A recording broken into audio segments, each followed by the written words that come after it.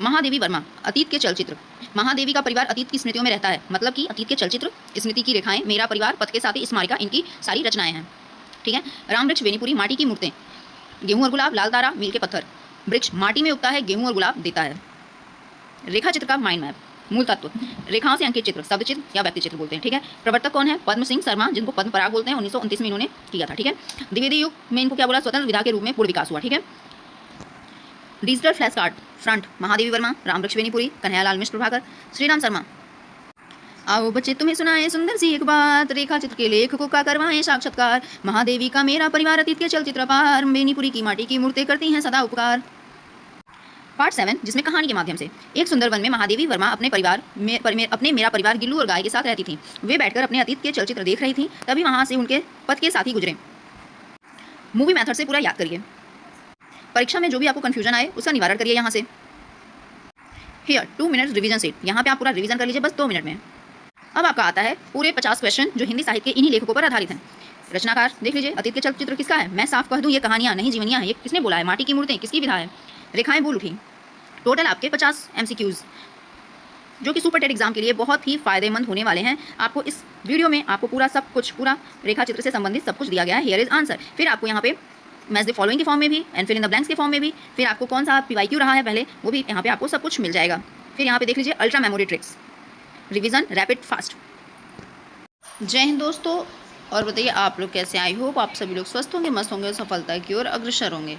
तो चलिए अब हम लोग यहाँ पे हिंदी साहित्य रेखा चित्र विधा का संपूर्ण ब्रह्मास्त्र देखते हैं। और इससे पहले रेखा चित्र का एक पार्ट आपका अपलोड हो चुका है, आप लोग उसको भी देखिएगा। और आप लोगों को हिंदी साहित्य बहुत ही मज़ेदार तरीके में शॉर्ट ट्रिक के साथ, पोयम के साथ, सॉन्ग के साथ याद करना है तो आप मेरा हिंदी साहित्य का प्लेलिस्ट चेक करिए। वहाँ पे आपको संपूर्ण हिंदी साहित्य का ही सब कुछ मिलेगा और बहुत ईजी वे में, जो आपके एग्ज़ाम ओरिएंटेड है पूरा, और आपको बहुत अच्छे से याद हो जाएगा। तो महादेवी वर्मा का पहले देखते हैं। इनका क्या है? रेखा चित्र, अतीत के चलचित्र 1941, स्मृति की रेखाएं 1943, मेरा परिवार 1972, पथ के साथी 1956, स्मारिका 1971। देखिए कीवर्ड क्या है? अतीत है, स्मृति है, परिवार है। अब देखिए सब सारा अतीत है, स्मृति है, मतलब सारा कुछ उनका याद से ही जुड़ा है। ठीक है। महादेवी का परिवार अतीत की स्मृतियों में रहता है। राम वृक्ष, बेनीपुरी, माटी की मूर्तें 1946, गेहूं और गुलाब 1950, लाल तारा 1938, मील के पत्थर 1957। माटी, गेहूं, तारा, पत्थर। राम वृक्ष माटी में उगता है, मतलब कि राम वृक्ष मतलब कि वृक्ष जो है वो कहाँ उगता है? माटी में उगता है, गेहूं गुलाब देता है। देवेंद्र सत्यार्थी, रेखाएं बोल उठी 1949 में। सत्यार्थी मतलब कि सत्य। ठीक है। सत्य बोलने पर रेखाएं बोल उठती हैं। ठीक है। बनारसी दास चतुर्वेदी, हमारे आराध्य 1952, रेखा चित्र 1952 और सेतुबंध 1952। इनका तीनों जो रचना है रेखा चित्र का वो सब 1952 में ही है। आप इसमें देखिए याद करेंगे, बनारस में आराध्य देव का सेतुबंध है। ठीक है। शिव पूजन सहाय, वे दिन वे लोग 1965 में। शिव पूजन यानी कि शिव की पूजा, पुराने दिनों में लोग शिव की पूजा करते थे। ठीक है। वे दिन वे लोग आप याद करिए पुराने दिनों में। ठीक है। कन्हैयालाल मिश्र प्रभाकर, नई पीढ़ी नए विचार 1950, जिंदगी मुस्काई, फिर नई पीढ़ी नए विचार 1950 में, जिंदगी मुस्काई 1954, माटी की मूर्तें हो गई सोना, माटी हो गई सोना 1957, दीप जले शंख बजे 1958, छड़ बोले कड़ मुस्काए 1963, बाजे पायलिया के घुंघरू भूले हुए चेहरे। अभी यहाँ पे देखिए कन्हैया के आते ही जिंदगी मुस्काई और माटी हो गई सोना। ठीक है। दीप जलने लगे, शंख बजने लगे, छड़ बोलने लगे, कड़ मुस्कुराने लगे, पायल घुंघरू बजने लगे, भूले हुए चेहरे याद आने लगे। फिर नए पीढ़ी में एक उमंग आया और उनके अंदर उनकी भी ज़िंदगी मुस्कुरा गई और नए विचार आ गए। ठीक है। इस तरीके से आप लोग कनेक्ट करके आप अपने तरीके से भी कनेक्ट कर सकते हैं। अगर लेकिन आपको मान लीजिए आपके माइंड में नहीं आ रहा है तो आप इसको सहायता ले लीजिए बस। प्रकाश चंद्र गुप्त, रेखा चित्र 1940, पुरानी स्मृतियाँ नए स्केच 1947, मिट्टी के पुतले। अब यहाँ पे देखिए कैसे याद करेंगे। प्रकाश पड़ते ही मिट्टी के पुतले और स्केच दिखने लगे। यहाँ पे जो आप देख रहे हैं प्रकाश, स्केच, पुतले, ये थोड़ा सा उसकी वर्ड दिया हुआ है। ठीक है। श्रीराम शर्मा, शिकार 1936, बोलती प्रतिमा 1937, प्राणों का सौदा 1939, जंगल के जीव 1949, वे जीते कैसे हैं। ठीक है। अब इसमें आप करेंगे श्री राम जंगल के जीवों का शिकार नहीं करते, प्राण बचाते हैं। ठीक है। और लोग कहते हैं कि वो जीते कैसे हैं। उपेंद्र नाथ अस्क, रेखा चित्र और रेखाएं और चित्र 1955 में। अश्क मतलब कि आंसू, ठीक है। आंसू बहाने से रेखाएं और चित्र धुंधले हो जाते हैं, ठीक है। आंसू बहाएंगे तो आपको रेखा जी का याद आएगा और उन्हीं का आप चित्र बनाएंगे, ये भी याद कर सकते हैं आप। माखनलाल चतुर्वेदी, समय के पाँव 1962 में। माखन, ठीक है, और समय। माखन चुराते समय पाँव में आवाज़ नहीं होनी चाहिए वरना चोरी पकड़ी जाएगी। हरिवंश राय बच्चन, नए पुराने झरोखे 1962 में। बच्चन, ठीक है, इसमें याद रखिए झरोखे, बच्चे जो होते हैं झरोखों से बाहर झांकते हैं। शांति प्रिय द्विवेदी, स्मृतियाँ और कृतियाँ। शांति, ठीक है, शांत मन से ही अच्छी स्मृतियाँ और कृतियाँ बनती हैं, ठीक है। आपके मन में भूचाल रहेगा तो आप कोई कृतियाँ तो नहीं बना पाओगे। कृष्णा सोबती, हम हसमत, भाग 1 जो हुआ था 1977 में और हम हसमत भाग 2 2005। कृष्णा अपने सखी हसमत के साथ रहती हैं या फिर कृष्णा अपने सखी को कहती हैं हसमत तुम पर शोभा नहीं देता, ये भी याद कर सकते हो आप। डॉक्टर नागेंद्र, चेतना के बिंब। नागेंद्र मतलब कि नग और पर्वत समझ लीजिए, ठीक है। पर्वत राज नागेंद्र पर चेतना का बिंब चमकता है। विष्णु प्रभाकर, कुछ शब्द कुछ रेखाएं 1965। विष्णु मतलब शब्द यहाँ पे समझिए, विष्णु जी के मुख से निकले कुछ शब्द और कुछ रेखाएं। स्वयं प्रकाश, हम सफ़रनामा 2016 में लिखे हैं, ठीक है। स्वयं यानी सफ़रनामा, सफ़रनामे पर स्वयं प्रकाश फैलाना पड़ता है, ठीक है। डॉक्टर पद्मजा शर्मा, हंसो ना तारा। पद्मजा मतलब कि कमल, ठीक है, कमल को देखकर तारा हंस पड़ा। सत्यवती मलिक, अमित रेखाएं। सत्य की रेखाएं अमित यानी कि अमर होती हैं, ठीक है। वैसे अमित का मतलब अमर होता नहीं है लेकिन आप मान लीजिए। कैलाश नाथ काटजू, मैं भूल नहीं सकता 1955। कैलाश पर्वत की यात्रा मैं भूल नहीं सकता, ठीक है। अब यहाँ पे देखिए कुछ आपके नोट्स बनाए गए हैं आपको याद करने के लिए।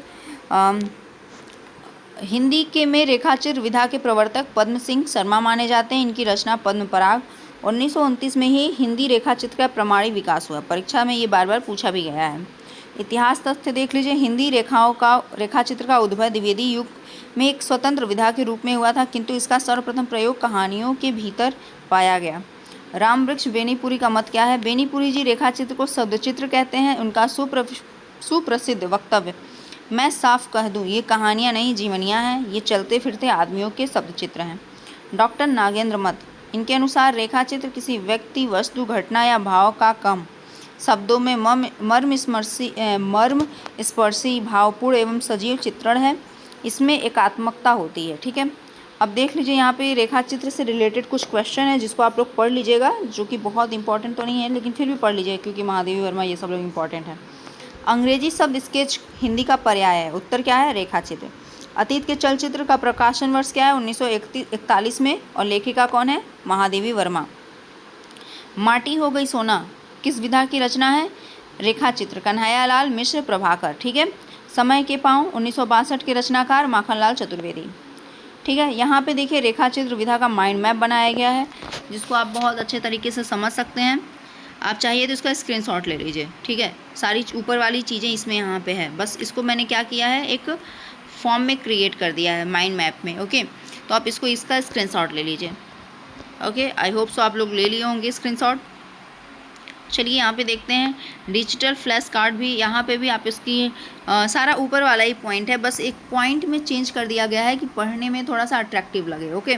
तो आप इसका भी आप स्क्रीनशॉट ले लीजिए। चलिए यहाँ पे कुछ मज़ेदार गीत के साथ देखते हैं। आओ बच्चे तुम्हें सुनाएं सुंदर सी एक बात, रेखा चित्र के लेखकों का करवाएं साक्षात्कार। महादेवी का मेरा परिवार, अतीत के चलचित्र अपार, बेनीपुरी की माटी की मूर्तें करती हैं सदा उपकार। कन्हैया के दीप जले जब जिंदगी मुस्कुराई, सत्यार्थी की रेखाएं बोल उठी मन में खुशियां हैं छाई।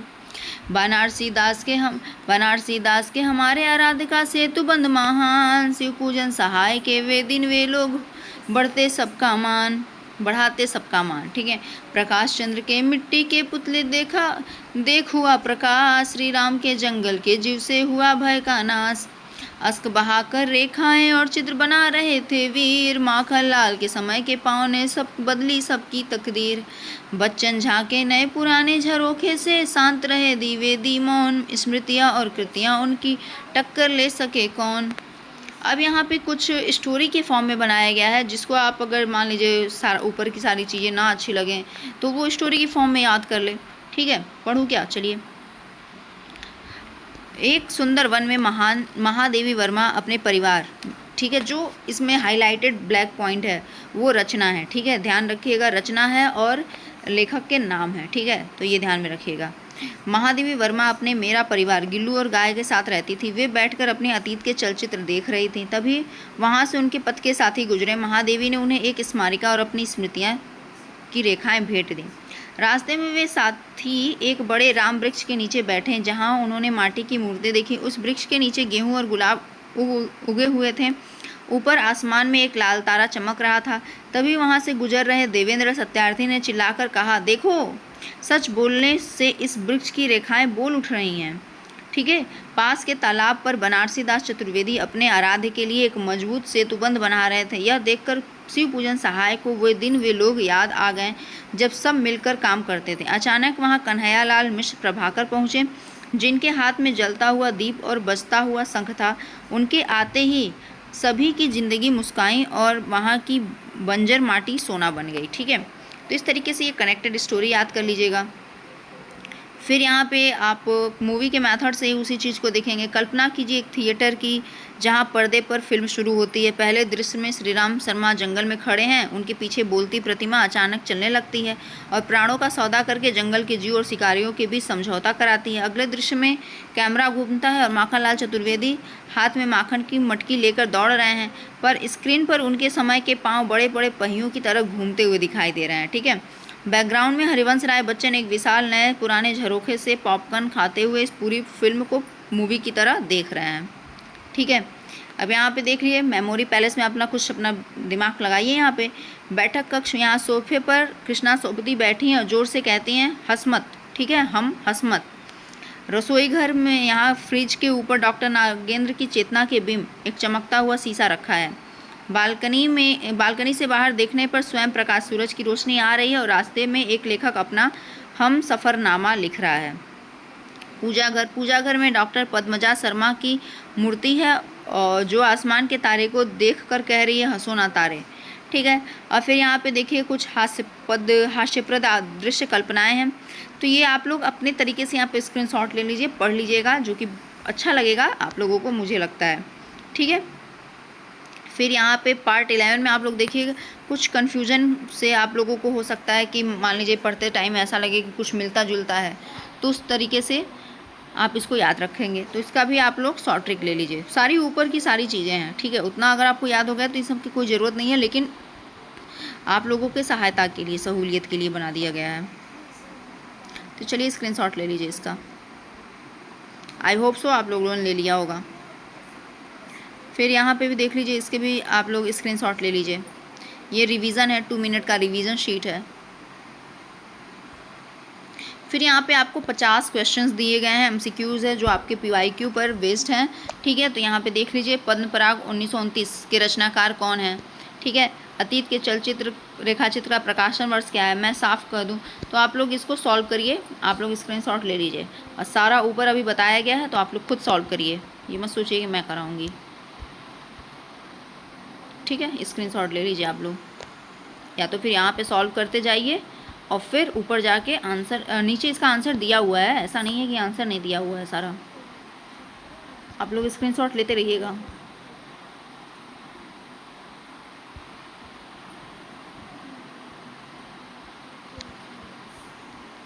हो गया ना इतना स्क्रीनशॉट। ठीक है, अब यहाँ से ये ले लीजिए, यहाँ से ये 22, 23, 24 का, 25, 26 इसका भी ले लीजिए, 24, 25, 26 का, फिर 27, 28, 29 का, फिर 30, 31, 32 का, 33, 34 का, 35, 36, 37 का, 38, 39, 40 का, 41, 42 का, 43, 44, 45 का, 46, 47, 48 का, और ये रहा आपका और 49-50, ठीक है। तो आई होप सो आप लोगों को पूरा ले लिए होंगे। देखिए मैं बनाऊंगी तो बहुत लंबा वीडियो बन जाएगा, मैं बहुत लंबा वीडियो नहीं बनाना चाह रही हूँ, ठीक है। यहाँ पे आपके सारे आंसर दिए हैं, मैच कर लीजिएगा आप लोग। और देखिए आप लोगों के लिए यहाँ पे मैच द फॉलोइंग भी बनाया गया, आप लोग इसको स्क्रीनशॉट ले लीजिए और अपना मैच करिए, ठीक है। यहाँ पे फिल इन द ब्लैंक्स भी बनाया गया आप लोगों के लिए। और फिर यहाँ पे कुछ विगत वर्षों में क्वेश्चन आए हैं, तो वहाँ पे ये देख लीजिए कौन कौन से आए हैं, तो उसको ज़रूर आप याद रखिएगा माइंड में। अतीत के चलचित्र, माटी हो गई सोना, बोलती प्रतिमा, हिंदी रेखा का चित्र प्रवर्तक, ठीक है। तो ये आपका सारा हो गया। यहाँ पे अल्ट्रा मेमोरी ट्रिक्स है जिसमें आप सभी 19 लेखकों को याद कर सकेंगे, ठीक है। तो इसका स्क्रीनशॉट ले लीजिए। बड़ा कर दूँ क्या? 1 मिनट, ठीक है। आई होप सो आप लोगों ने ले लिया होगा। चलिए ठीक है, यहाँ पे आप देख सकते हैं ये रैपिड रिवीजन फार्मूला है, ठीक है। तो ये आपका ख़त्म होता है पूरा। और इस तरीके से आप लोगों को आज का वीडियो यहीं तक है, और मिलेंगे फिर नेक्स्ट वीडियो में। बहुत सारा भी हिंदी साहित्य का टॉपिक है, तो फिर मिलेंगे नेक्स्ट वीडियो में नेक्स्ट ट्रिक के साथ, और कुछ मज़ेदार और पढ़ेंगे, ठीक है। आई होप सो आप लोगों की वीडियो अच्छी लगी होगी और हेल्पफुल होगी। चलिए मिलते हैं। जय हिंद, जय भारत नेक्स्ट वीडियो में।